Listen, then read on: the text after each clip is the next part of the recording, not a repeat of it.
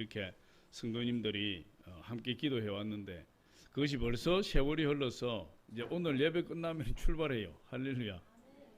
세월이 참 빠른 겁니다. 살같이 흘러간다는데 성경에 그것처럼 세월이 이렇게 빨리 흘러가서 오늘 이제 출발하게 되는데 오늘 본문에 나오는 이 배경, 이 장소들이 다 우리가 가야 될 그런 곳이에요. 그래서 오늘 본문에 나오는 이런 장소들을 보니까 이 이스라엘의 최북단에 있는 갈릴리 호수 주변으로 아셀 지파, 스불론 지파, 납달리 지파, 이사갈 지파 이 4개 지파가 갈릴리 지역에 포진하고 있어요. 그런데 이 갈릴리 지역에 포진하고 있는 이 4개 지파가 역사적으로 아수르나 아람이나 아수르로부터 침공을 많이 당해서 정말 살기 힘든 곳이에요. 그리고 영적으로 보면 또 그것이 죽음의 땅이요, 흑암의 땅이요, 그늘진 땅이요. 그러니까 현실적으로도 고통을 많이 당하는 땅이고 영적으로도 캄캄한 땅이고 그런 땅에 빛이 비쳤다. 빛이. 할렐루야. 그 빛이 뭐냐? 예수 그리스도의 빛이에요. 그래서 우리가 예배 전에 항상 인사하는 빛이 있으라. 그 빛은 태양빛도 아니고 달빛도 아니고 별빛도 아니고 전등빛도 아니고 누구의 빛이에요? 예수 그리스도의 생명의 빛이다.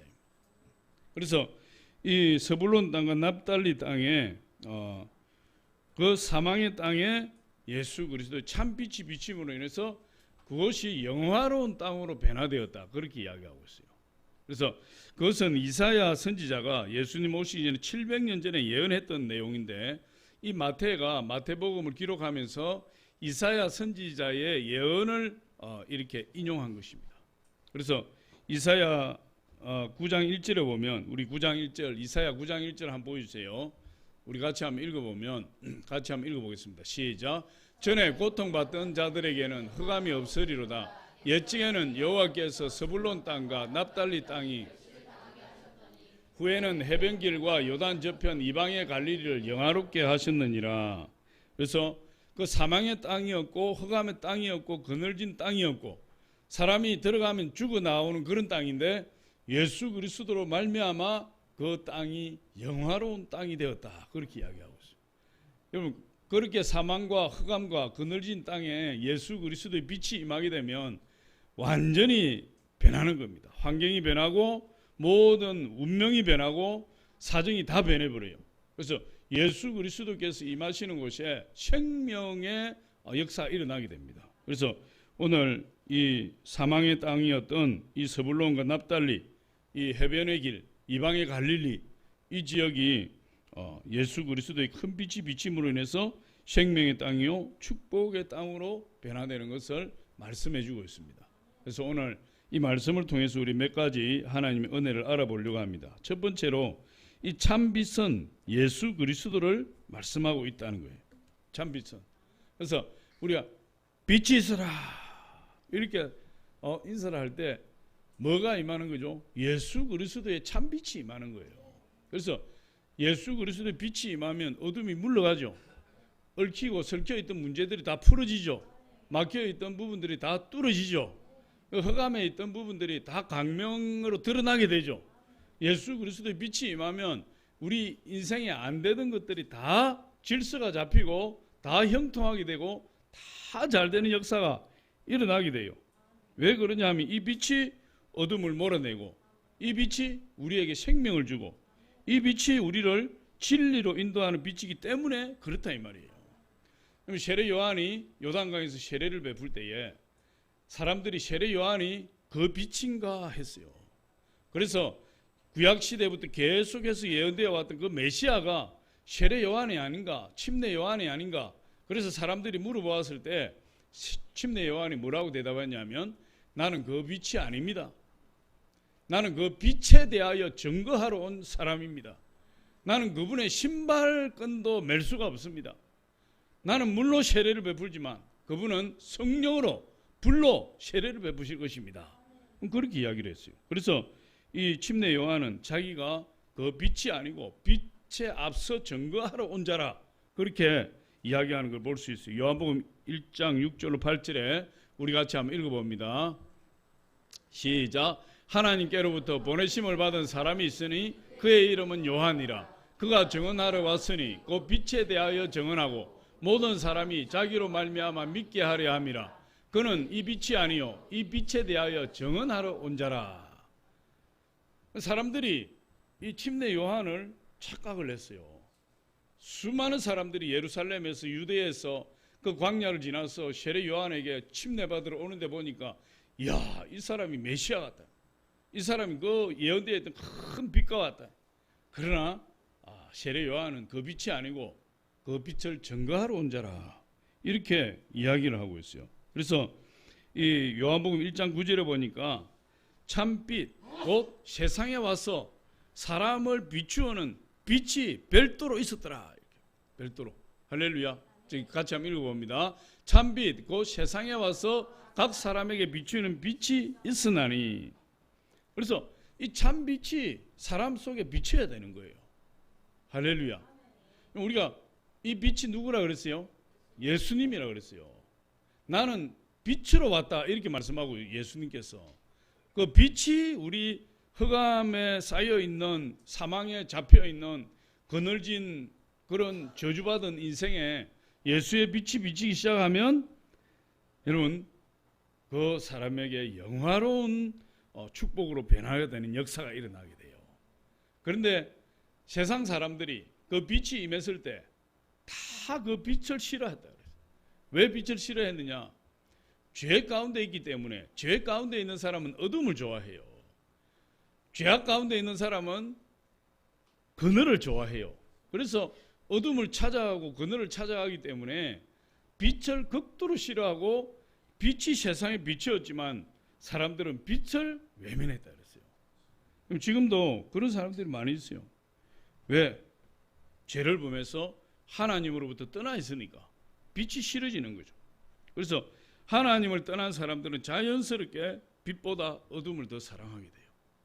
빛보다 어둠이 더 익숙하게 되고 빛 가운데 거하는 것보다 어둠에 거하는 것이 훨씬 마음이 평안한 거예요. 왜? 내 안에 죄가 있으니까. 죄가 있는 사람은 어둠을 좋아하게 돼요. 근데 빛을 받으면 어둠이 물러가죠. 나를 자꾸 빛에 노출시키면 내 안에 있는 어둠이, 내 안에 있는 죄가 떠나갈 수밖에 없어요. 예수님이 빛으로 우리 가운데 역사하시는 거죠. 그래서 이 세상 사람들은 결사적으로 빛을 싫어하고 어둠을 찾게 되어야 돼요. 요한복음 3장 19절로 20절 우리 같이 한번 읽어봅니다. 시작. 그 정죄는 이것이니 곧 빛이 세상에 왔을 때 사람들이 자기 행위가 악함으로 빛보다 어둠을 더 사랑한 것이니라. 악을 행하는 자마다 빛을 미워하여 빛으로 오지 아니하나니 이는 그 행위가 드러날까 함이요. 그래서 사람이 죄를 지으면 그 안에 어둠이 가득하기 때문에 어둠이 편안한 거예요. 어둠이 좋아요. 저도 이 커피숍 가면은 구석자리를 하는데 구석자리가 그렇게 편안해요. 할렐루야. 밝은데 앉아 있으면은 그 괜히 신경도 좀 거슬리고 이러는데 뭐 그 비유는 아니지만 어둠에 익숙한 사람, 어둠이 좋은 사람은 항상 어둠을 찾아가게 되는 거예요. 여러분, 일주일 동안 우리가 세상에서 살다가 일주일에 한 번 교회를 오는데 일주일 내내 세상에서 온갖 죄를 다 지었다 치면 주일날 교회에 오고 싶을까요? 오기 싫을까요? 일주일 내내 죄 가운데 살다가 교회 오려면 힘든 거예요. 교회 오기 싫어요. 왜? 교회는 빛이에요. 내 안에 어둠이 가득하기 때문에 하나님 앞에 나오는 것도 두렵고 예배 가는 것도 싫고 그냥 세상에서 죄 짓고 살던 것처럼 계속 그렇게 살고 싶어 하는 거예요. 어둠이 가득하기 때문에 그런 것입니다. 그래서 이런 사람들은 자꾸만 그늘로 어두운 장소로 찾아서 들어가서 숨고 자기 행위가 어둠 가운데 있기 때문에 어둠에 있는 것이 그렇게 익숙하고 편안하고 좋게 느껴진다 그 말이에요. 그런데 우리 예수님은 빛으로 오셔서 우리 안에 있는 어둠을 몰아내시겠다. 할렐루야. 요한복음 8장 12절 우리 한번 봅니다. 시작. 예수께서 또 말씀하여 이르시되 나는 세상의 빛이니 나를 따르는 자는 어둠에 다니지 아니하고 생명의 빛을 얻으리라. 그래서 예수님을 따르는 자는 빛 가운데 거하기 때문에 어둠을 따르지 아니하고 생명의 빛 안에 거하는 영광스러운 하나님의 자녀가 되는 거죠. 사도 바울도 그렇게 이야기를 했어요. 예수 그리스도 안에 있는 자는 하나님의 영광의 빛이 예수님의 얼굴에 나타난다. 고린도후서 4장 6절에 보니까 우리 같이 한번 보겠습니다. 시작.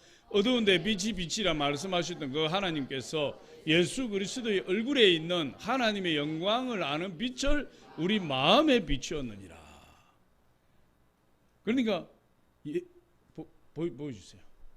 하나님께서 예수 그리스도의 얼굴에 있는 하나님의 영광을 아는 빛을 우리 마음에 주셨다. 그 빛이 임하면 어떻게 됩니까? 우리가 하나님을 알게 되고 예수 그리스도를 알게 되고 우리 안에 있는 어둠이 떠나가게 되고 예수 그리스도의 참빛으로 우리를 비추어서 우리를 투명하게 만들어주는 거예요. 할렐루야. 그럼 사람이 투명해야 돼요. 사람이 투명해야 돼. 저 사람이 무슨 말을 하는지 일본 사람들처럼 앞에서 이런 말하고 뒤에서 그냥 뒷박치는 그런 사람이 되면 안 돼요. 도대체 속에 무엇을 숨기고 있는지 알지 못하는데 어떻게 그 사람을 믿고 그 사람과 깊은 교제를 나눌 수가 있겠습니까? 근데 어둠에 있는 사람은 그래요. 그런데 빛으로 드러나는 사람은 다 빛에 의해서 투명한 사람이 돼요. 그래서 정직하게 되고 무슨 말을 해도 거짓말이 없게 되고 속 마음을 그대로 입으로 이야기하게 되고 그런 사람은 평안한 거예요. 할렐루야. 또 이 베드로도 예수님을 소개할 때 예수님은 귀한 빛이다 이랬어요. 우리 베드로전서 2장 9절을 우리 같이 한번 읽어보겠습니다. 시작. 그러나 너희는 택하신 족속이요 왕같은 제사장이요 거룩한 나라요 그의 소유된 백성이니 이는 너희를 어두운 데서 불러내 그의 귀한 빛에 들어가게 하신 이의 아름다운 덕을 선포하게 하려 하심이라. 예수님은 귀한 빛이에요. 어떻게 귀한 빛이냐? 우리를 어두움에서 불러내어 그의 귀한 빛에 들어가게 하신 이의 아름다운 덕을 선포하게 하려 하십니다. 그러니까 우리가 본래 어두운 가운데 있었어요. 그런데 귀한 빛이 되신 예수님이 우리에게 그 빛을 쫙 비치셔서 우리 안에 어둠을 물리치시고 우리를 하나님의 자녀 삼아 주신다. 그게 귀한 거예요. 신비한 거예요. 할렐루야. 저와 여러분이 이 자리에 앉아 있는 것이 신비한 일이에요. 어떻게 우리가 예수 그리스도를 알았습니까? 육체의 한계를 가지고 있는 우리가 영적인 존재요 영원한 하나님이신 예수님의 존재를 우리가 어떻게 알고 예수를 믿어요? 이 신비해요. 할렐루야. 생각하면 정말 우리는 하나님의 복덩어리예요. 어떻게 우리가 예수를 믿게 되었을까? 이 세상에 예수 종교만 있는 것이 아니라 수만 가지, 수천 가지, 수만 가지, 어떻게 보면 수십만 가지가 될 수도 있어요. 그런 종교들이 셀 수 없이 많은데 우리가 그 수만 대 일, 수십만 대 일, 그 예수 그리스도의 생명 되시는 예수 그리스도를 딱 골라내어서 우리가 그 예수님을 믿게 되었대. 야, 이건 정말 확률상 일어날 수 없는 일이고 신비 중에 신비예요. 근데 성경을 보니까 그 신비가 우리가 예수님을 선택한 것이 아니고 예수님이 우리를 선택했기 때문에 가능한 일이었다. 할렐루야. 저와 여러분은 예수님이 선택을 받은 자예요. 예수님이 우리를 선택하셨으니까 우리가 하나님 자녀가 된 거예요. 그게 또 신비다. 할렐루야. 그래서 오늘 이 성경에서 말하는 큰 빛은 바로 예수 그리스도 안에 있는 생명의 빛이고 이 빛을 바로 예수님이라 말씀하시고 이 생명의 빛 때문에 우리는 하나님의 자녀로서 구원받는 그런 영광스러운 역사가 우리 인생 가운데 일어나게 된 거예요. 그럼 두 번째로 보니까 사망의 땅과 흑암에 앉은 백성들에게 빛이 비치었도다 이랬어요. 오늘 마태복음 4장 16절에 보니까 우리 같이 한번 읽어보겠습니다. 마태복음 4장 16절에 시작. 흑암에 앉은 백성이 큰 빛을 보았고 사망의 땅과 그늘에 앉은 자들에게 빛이 비치었도다 하였느니라. 흑암에 앉은 백성이 큰 빛을 보았고 사망의 땅과 그늘에 앉은 자들에게 빛이 비치었도다. 그렇게 이야기를 해요. 이 말씀은 이 마태가 이사야 선지자의 그 예언을 인용한 말씀이에요. 이사야 선지자는 예수님 오시기 700년 전에 살았던 선지자예요. 근데 마태가 이 마태복음을 기록하면서 누구의 예언을 인용한 거죠? 이사야 선지자의 예언을 인용했어요. 그런데 그 이사야 선지자의 그 예언에 예수님이 어떤 분인가를 설명할 때 이 내용을 기록한 겁니다. 스불론 땅과 납달리 땅과 해변길과 이방의 갈릴리는 흑암의 땅이요 사망의 땅이요 그늘진 땅인데 그곳에 큰 빛이 임하여 영화로운 땅으로 변화되었다. 그런데 그 빛이 예수 그리스도고 예수 그리스도께서 그 사망의 땅에 임하심으로 완전히 그 땅이 하나님의 영화로운 땅으로 변화되었다. 왜? 예수 그리스도께서 생명의 빛을 주셨기 때문에 모든 사망이 물러가고 어둠이 물러가고 그늘이 물러가서 그것이 사람 사는 복된 땅으로 변화되었다는 거예요. 그럼 아까 우리 한번 읽었지만 다시 한번 읽어보면 이사야 9장 1절로 2절까지 우리 같이 한번 읽어보겠습니다. 시작. 보여주세요. 시작. 전에 고통받던 자들에게는 흑암이 없으리로다. 옛중에는 여호와께서 스불론 땅과 납달리 땅이 멸시를 당하게 하였더니 후에는 해변길과 요단 저쪽 이방의 갈릴리를 영화롭게 하셨느니라. 흑암에 행하던 백성이 큰 빛을 보고 사망의 그늘진 땅에 거주하던 자에게 빛이 비치도다. 그랬어요.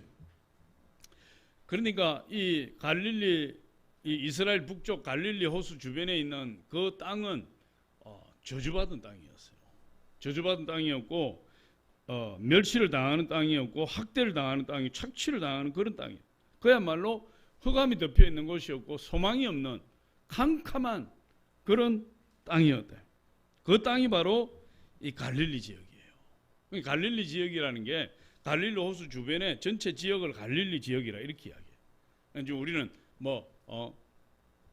경기도, 충청북도, 충청남도 이렇게 하듯이 갈릴리 지역이라는 것이 어떤 도시 하나의 도시 이름이 아니고 그 지역 전체를 일컫는 것이고 그 지역 전체와 갈릴리 지역 안에 나사렛이 있고 가브나움이 있고 디베라가 있고 도시들이 있다. 그런데 이 갈릴리 지역에 예수님이 임하셨다. 이 스불론 땅에 나사렛이 있었고 예수님의 고향이죠. 그 다음에 납달리 땅에 예수님이 공생애를 시작하시고 끝내신 가브나움이 있었다. 그것에 예수님께서 임하심으로 인해서 이 스불론 땅에 이 납달리 땅에 흑암이 떠나가게 되고 버림받아서 죽음의 땅이었던 이곳에 구원의 빛이 임하게 되었고 생명의 빛이 비치게 되었다. 예수 그리스도께서 그곳에 가서 사심으로 말미암아 예수 그리스도께서 그곳에 임하심으로 말미암아 그 죽음의 땅이 완전히 변화되는 역사가 일어나게 되는 거예요. 오늘 마태복음 4장 12절로 13절에 우리 다시 한번 읽어보겠습니다. 시작. 예수께서 요한이 잡혔음을 들으시고 갈릴리로 물러가셨다가 나사렛을 떠나 스불론과 납달리 지경 해변에 있는 가브나움에 가서 사시니. 가브나움은 갈릴리 호수 정중앙에서 딱 보면 왼쪽 서쪽에 붙어있는 갈릴리 호수 그 위쪽에 붙어있는 도시예요. 이번에 우리 가게 되면 그곳이 가게 되죠. 가게 되는데 그 이제 베드로의 장모 집이 있었고 베드로가 그 장모님과 함께 살았고 그리고 예수님이 가브나움에서 많은 신학자들은 예수님이 베드로의 장모님과 함께 살았을 것이다 이렇게 보는 거예요. 베드로와 함께. 어쨌든 가브나움에 예수님이 사셨기 때문에 그 가브나움으로 중심으로 해서 스불론 땅과 납달리 땅과 해변길과 이방의 갈릴리 전체가 구원을 받는 역사가 일어나 버렸어요. 이 빛이라는 게 대단한 거죠. 그래서 죽음의 땅인 이곳에 예수 그리스도로 말미암아 생명이 임하게 되고 예수님께서 다른 데서 사역하신 것이 아니라 저 유다의 중심 지역인 예루살렘이나 예수님 탄생하신 베들레헴이나 그리고 전통적으로 유명한 장소였던 헤브론에서 사역하신 것이 아니고 이방인의 지역이라고 칭하는 그 갈릴리 지역으로 예수님께서 올라가셨다. 그래서 그곳에서 천국 복음을 전파하시고 가르치시고 병든 자들을 고치셨는데 그 예수 그리스도로 말미암아 이렇게 말씀하고 흑암에 행하던 백성이 큰 빛을 보았도다. 죽음에 있던 백성이 예수 그리스도께서 그것이 오심으로 말미암아 큰 빛을 보고 구원의 빛을 보고 영화로운 땅으로 변화되는 역사가 일어나게 되었다. 그것이 그 이사야의 예언이 예수 그리스도로 말미암아 성취되었다는 거예요. 할렐루야.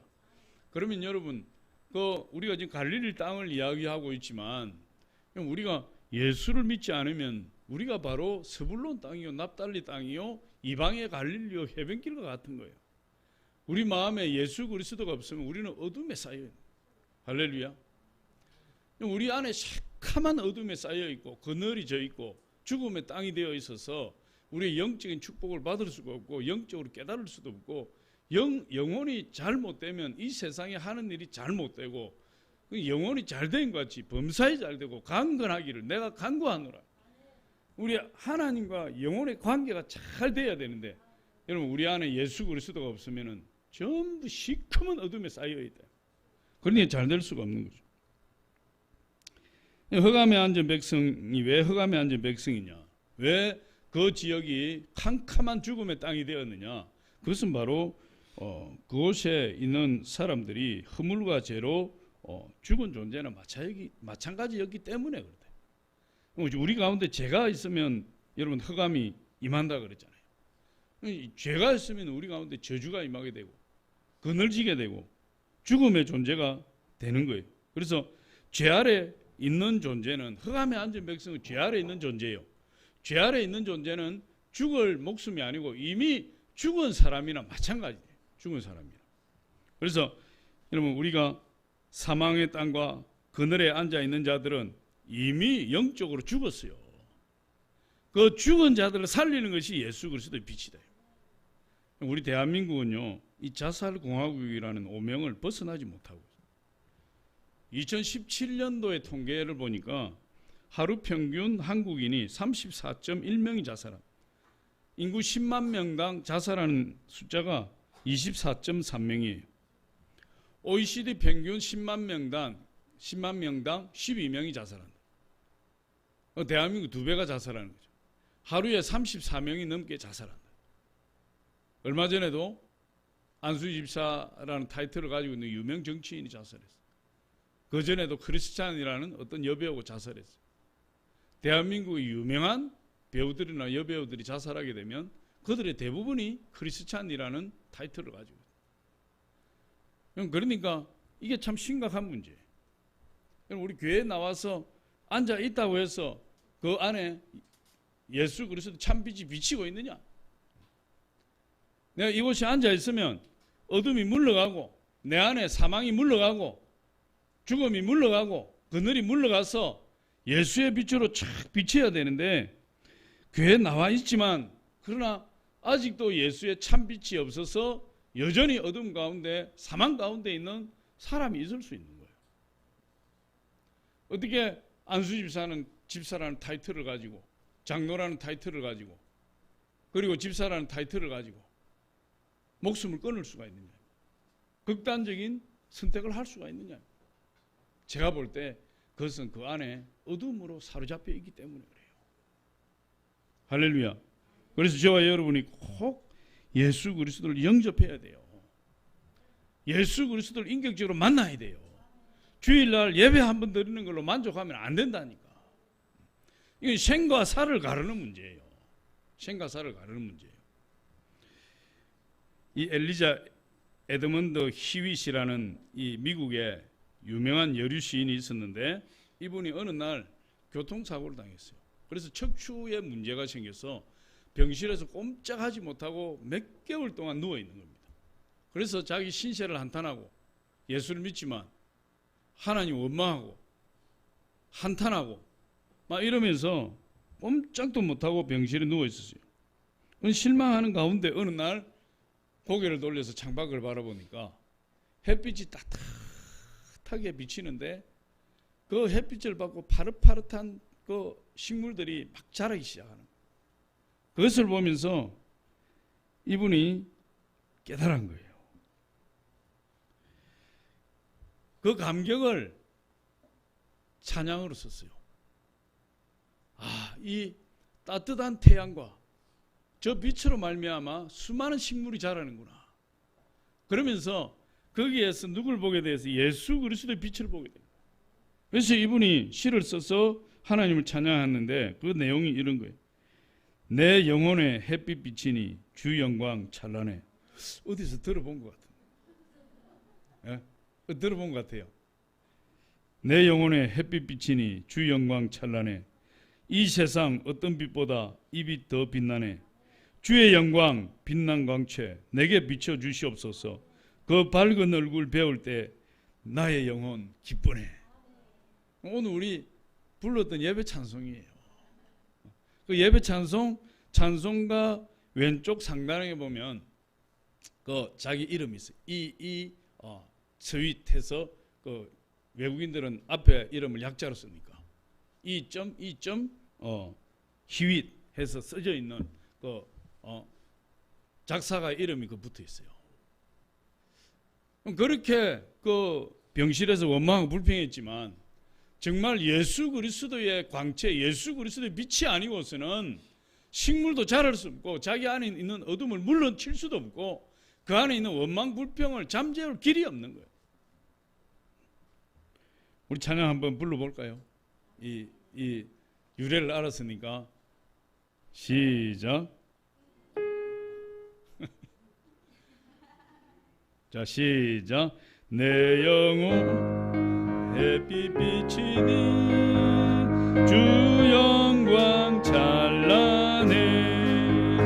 이 세상 어떤 빛보다 이 빛 더 빛나네.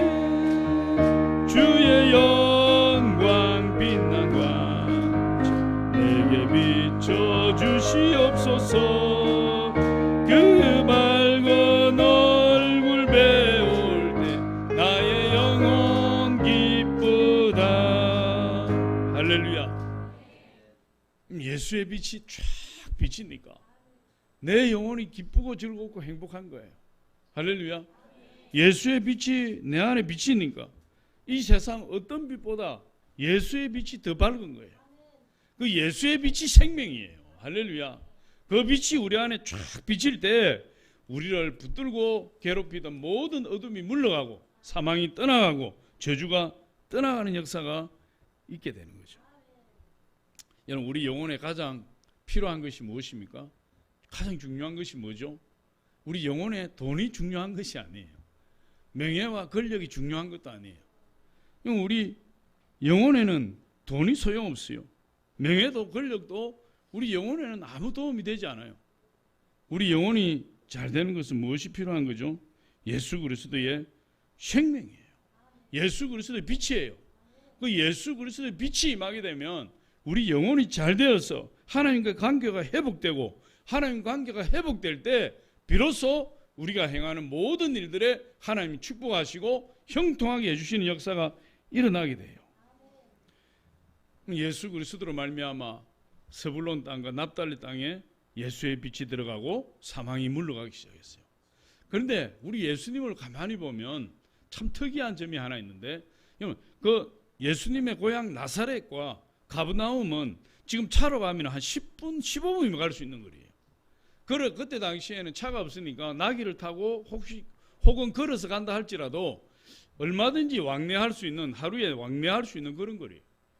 그러면 예수님께서 어머니 마리아와 아버지 요셉과 함께 살았는데 그의 야요유시, 그의 동생들과 함께, 그의 누이들과 함께 그렇게 살았는데 그 가족들과 함께 따뜻한 밥을 먹고 따뜻한 곳에서 잠을 자고 또 하루 나가서 사역을 하고 또 저녁에 돌아오고 얼마든지 이렇게 할 수 있는데 예수님이 보니까 하나님 주신 사명을 탁 받고 나니까 예수님께서 그 나사렛을 떠나서 가버나움에 가서 방을 얻고 그곳에서 기거하면서 사역하기 시작했다. 그렇게 성경은 이야기를 하고 있어요. 그런데 왜 예수님이 그렇게 하셨을까? 부모님을 모시고 가족들과 함께 그렇게 사역을 얼마든지 할 수 있는데도 불구하고 왜 예수님이 가족들을 떠나서 그 짧은 거리지만 그 가버나움에 가서 사셨는가? 근데 성경을 보니까 그 이유에 대해서 이렇게 이야기하고 있어요. 예수님이 성경 말씀을 이루기 위해서라. 할렐루야. 예수님이 성경 말씀에 순종하기 위해서 그렇게 하셨대. 마태복음 4장 13절로 14절 우리 다시 한번 보겠습니다. 시작. 나사렛을 떠나 스불론과 납달리 지경 해변에 있는 가버나움에 가서 사시니 이는 선지자 이사야를 통하여 하신 말씀을 이루려 하심이라 일렀으되 이랬어요. 여기까지. 그러니까 여러분 그 멀지 않는 거리지만 예수님이 부모님과 함께 살지 아니하고 그 가버나움 땅으로 옮긴 것은 하나님의 말씀을 이루기 위해서 그렇게 했다고 말씀하고 있어요. 그러면 여러분 우리가 예수 그리스도의 빛으로 비침을 받아서 이제 하나님의 자녀가 되었고 되었고 죄 문제가 해결되었고 하나님의 영광스러운 자녀들로 변화된 사람들은 여러분 이제는 내 몸이 아닌 거예요. 우리 하나님이 원하시면 예수님이 원하시면 내가 하기 싫은 일도 내가 가고 싶지 않은 곳도 예수님이 원하신다면 우리는 가야 되는 거예요. 그것이 바로 빛을 받은 사람들에게 나타나는 태도예요. 그러니까 지금까지는 우리가 어떻게 했어요? 가고 싶은 곳만 간다. 봉사를 해도 하고 싶은 것만 한다. 하기 싫은 건 때려 죽여도 하기 싫어요. 안 가고 싶은 곳은 때려 죽여도 가기 싫어요. 그런데 우리가 예수 그리스도를 영접하고 예수 그리스도의 빛으로 새로운 생명을 얻은 사람들은 내가 가고 싶지 않아도 내가 하고 싶지 않아도 하나님이 원하시면 가야 되고 하나님이 원하시면 해야 되는 거예요. 여러분 우리 사도 바울 선생은 보니까 예수 그리스도를 만나서 예수 그리스도의 빛으로 변화된 사람. 이 사도 바울 선생이 아시아의 복음을 쭉 전합니다. 이 아시아에 애정이 많았어요. 그래서 비시디아 안디옥으로 루스드라 이고니온 더베로 쭉 다니면서 복음을 전하고 그리고 또 그 지역을 다니면서 교회를 든든히 세우고 또 제자들을 키우고 자기가 세운 교회들을 돌보고 이런 것이 사도 바울의 사역이었고 그것을 사역을 잘한다고 생각했어요. 그런데 어느 날 또 아시아를 향해서 선교를 나가려고 하는데 성경에 보니 성령이 막으셨대. 이제는 아시아 그만 가고 내가 가라는 곳으로 가. 그래서 아시아를 가려고 하다가 못 갔어요. 그래서 쭉 드로아까지 내려갔는데 드로아에서 그날 밤에 마게도냐 사람이 서서 손짓을 하면서 이리로 건너와서 우리를 도와주십시오. 그래서 사도 바울이 아시아로 가려고 하던 자기의 계획을 다 포기하고 배를 타고 유럽으로 건너가서 빌립보의 교회를 세우고 그 빌립보를 떠나서 데살로니가 교회를 세우고 베레아의 교회를 세우고 아덴에 갔다가 고린도의 교회를 세우고 고린도에서 에베소로 건너와서 아시아의 교회를 세우고 그러니까 그 이전에는 자기가 하고 싶은 대로 했는데 이제 예수 그리스도의 빛으로 비치고 예수의 생명이 임하고 나니까 자기가 원하는 대로 하는 것이 아니에요. 하나님 원하시는 대로 하나님 말씀대로 하나님이 인도하시는 대로 그렇게 가게 되더라. 또 이 사도 바울은요 보니까 이분이 삼천청 하늘을 경험한 사람. 이 사도 바울은 빨리 죽는 것이 소원이었어요. 천국을 한번 갔다 오고 나니까 이 세상의 삶이 아무것도 아니에요. 너무 그리워요. 천국이 너무너무 그립고 한번 경험한 것이 머릿속에서 잊혀지질 않는 거야. 그런데 사도 바울이 그 천국에 자기는 빨리 몸을 떠나서 천국에 가고 싶지만 하나님이 자기 병든 몸을 쓰시겠다는 거예요. 아직도 내가 너를 통해서 내 남은 고난을 채워야 되겠다. 그래서 사도 바울 선생이 천국 가는 것을 뒤로 미루고 하나님 주신 사명을 감당하기 위해서 그 병든 몸을 이끌고 온 세계로 다니면서 복음 전하는 귀한 하나님의 사명자로 쓰임 받았다. 그렇게 이야기하고 있어요. 빌립보서 1장에 보면 그 내용이 참 나와요. 예수 그리스도의 빛이 임한 사람은 예수 그리스도의 생명이 임한 사람은 이제는 내 뜻대로 사는 삶이 아니에요. 하나님이 원하는 뜻이 무엇인지를 알아서 하나님이 인도하시는 대로 하나님 말씀이 나를 이끄시는 대로 그렇게 따라가는 삶으로 변화되는 거죠. 베드로도 보니까요. 베드로에게 예수님 사명을 주시는데 뭐라고 말씀하시요? 이렇게 말씀하세요. 베드로야, 너는 젊어서는 네 스스로 띠뛰고 원하는 곳으로 다녔지만 이제 내가 늙어서는 남이 내게 띠띠우고 내가 원치 않는 곳으로 데려갈 것이다. 예수님의 성령에 사로잡히고 예수님의 생명에 사로잡혀 구원받은 사람들은 내 뜻대로 사는 게 아니에요. 내 고집대로 사는 것이 아니에요. 이제 예수님이 인도하시는 대로 따라가는 사람. 내가 그 길이 싫어도, 내가 그걸 좋아하지 않아도 예수님이 인도하시는 대로 따라가는 사람들이 바로 예수의 빛을 받은 사람이에요. 예수님은 자기가 원치 않았지만 하나님 말씀을 이루기 위해서 불과 얼마 떨어지지 않는 그 나사렛을 떠나 가버나움에서 공생애를 시작하시고 그곳에서 공생애를 마쳤다, 이렇게 이야기하고 있어요. 세 번째로 보니까 이 빛을 체험한 사람들이, 예수 그리스도의 빛을 체험한 사람, 성경에는 이 빛을 체험한 사람들의 기사가 많이 있어요. 구약에는 예수 그리스도로 오지 않았지만 구약에서는 어떻게 구원받았죠, 여러분? 구약 성도들은 오실 예수 그리스도를 믿고 구원받아요. 오실 예수 그리스도. 할렐루야. 신약은 오신 예수 그리스도예요. 지금 이 은혜의 시대, 성령의 시대는 오신 예수 그리스도를 믿고 다시 오실 예수 그리스도를 바라보고 우리가 승리하고 나가는 거예요. 근데 구약에 보니까 오실 예수님을 바라보고 오실 예수님을 기대하면서 예수 그리스도의 빛을 체험한 사람들이 있어요. 대표적인 인물이 모세인데요. 이 모세는 80세에 시내산 떨기나 불꽃 가운데서 하나님 만난 거예요. 그 전에는 미디안 목동이 되어서 아주 별 볼 일 없는 그런 인생을 살았어요. 그런데 그가 80세가 되어서 양을 쫓아가다 보니까 호렙산 떨기나무에 불이 붙었는데 불이 꺼지지 않는 거예요. 그곳에 가서 그 불꽃을 구경하다가 하나님의 영광의 빛을 만나게 되었어요. 그러고 나서 모세가 변화되는 삶을 살았습니다. 그날부터 그는 광야 생활을 청산하고 하나님께서 그를 애국으로 보내셔서 이스라엘 백성들을 인도하는 위대한 구원자로 들었었어요. 그래서 430년 종사를 했던 이스라엘 백성들을 출애굽을 시키고 그들을 시내산으로 인도해서 하나님 적과 꿀이하는 약속된 땅으로 인도하는데, 시내산에 당도했을 때에 하나님께서 모세에게 시내산 정상으로 올라오고 또다시 불러요. 그런데 시내산 정상에 40주 40야를 금식하면서 하나님 앞에 기도하는데 그곳에서 하나님의 영광의 빛을 또다시 보게 된 겁니다. 그가 이스라엘 백성 가운데로 내려와서 이스라엘 백성들을 산기슭에서 만나서 하나님 말씀을 전거할 때에 여러분 모세의 얼굴에 하나님의 영광의 빛이 나타났어요.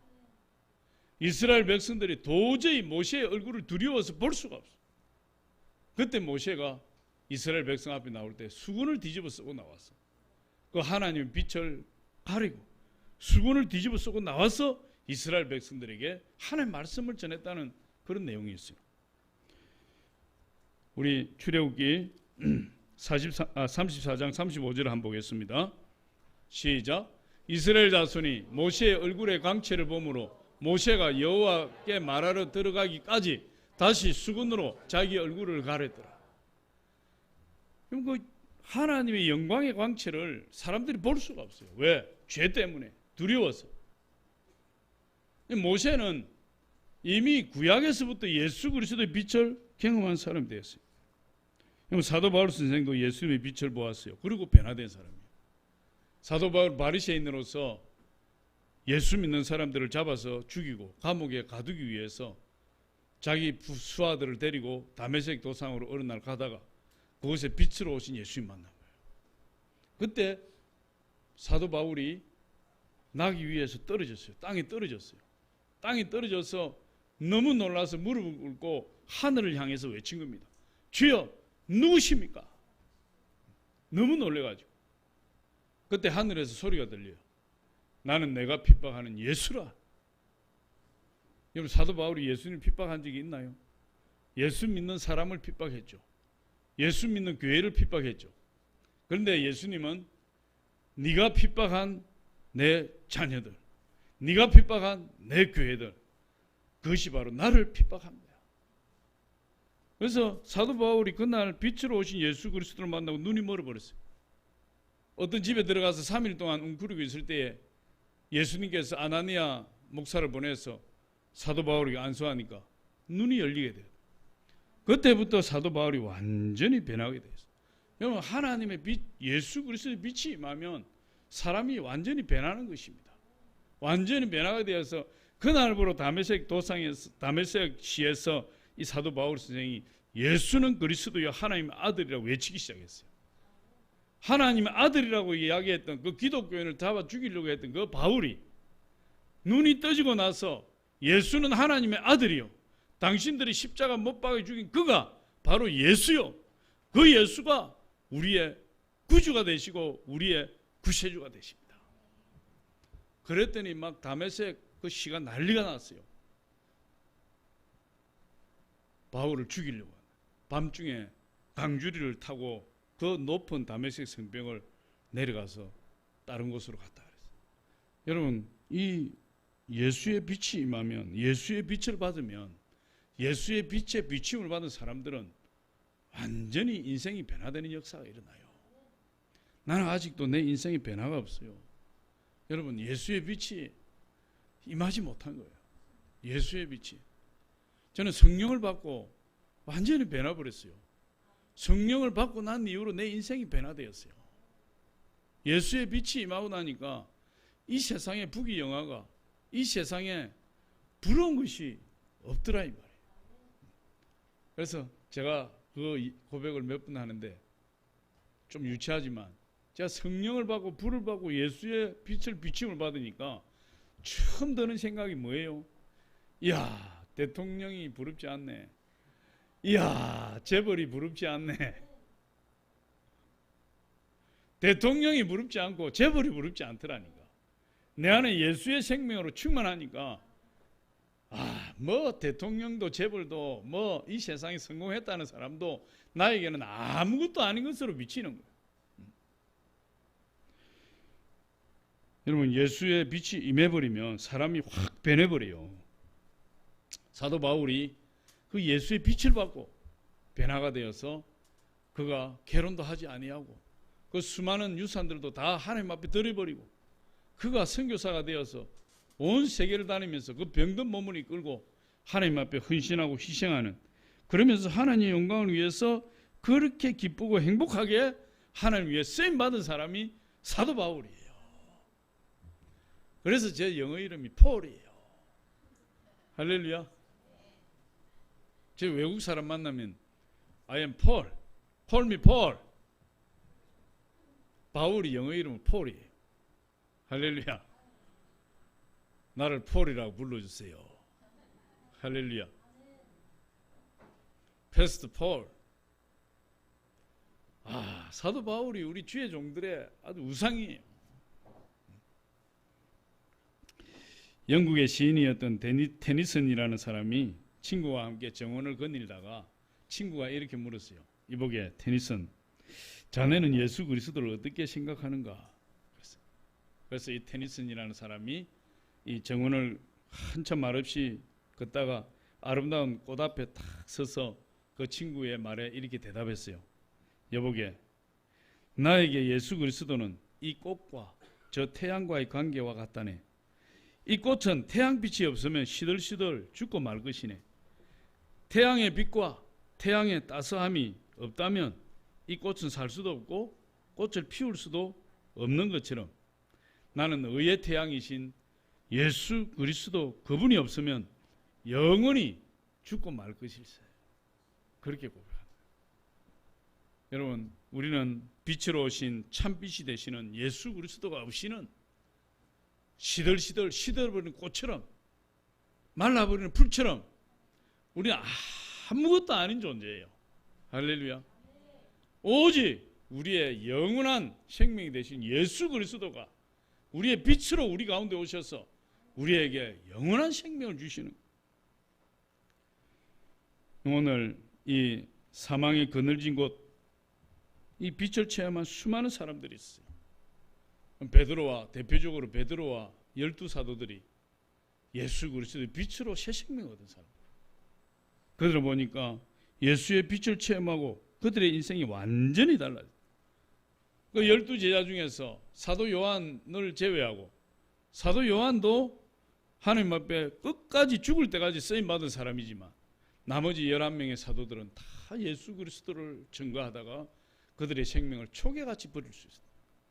어떻게 그렇게 할 수 있습니까?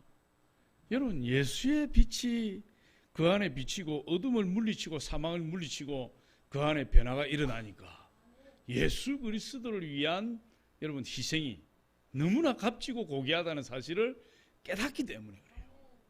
그래서 예수 그리스도를 위해서 나를 희생하고 예수 그리스도를 내 인생을 던지는 것이 그렇게 고귀한 것이 아깝지 않은 것이. 이제 여러분, 우리 예배가 끝나면 이 스불론 땅과 납달리 땅과 해변길과 이방의 갈릴리를 우리가 가게 될 텐데, 예수 그리스도로 말미암아 변화된 그 놀라운 땅을 우리가 밟을 때에 하나님의 영광이 저와 여러분이 임하시기를 바랍니다. 함께 하지 못하는 우리 성도님들 많이 계신데, 그러나 동일한 은혜가 임하게 될 줄 믿습니다. 갔다 와서 저희들이 영상으로 여러분을 다시 만나고, 또 다음에 갈 기회가 있을 때 우리 이번에 가지 못한 분들 다 함께 갈 수 있도록 그렇게 하시기를 예수 이름으로 축원합니다. 예수님이 우리 마음에 오신 모든 어둠이 떠나가고 모든 어둠이 떠나가면 우리 안에 항상 기쁘고 즐겁고 행복한 역사가 끊이지 않게 일어나게 될 줄 믿습니다.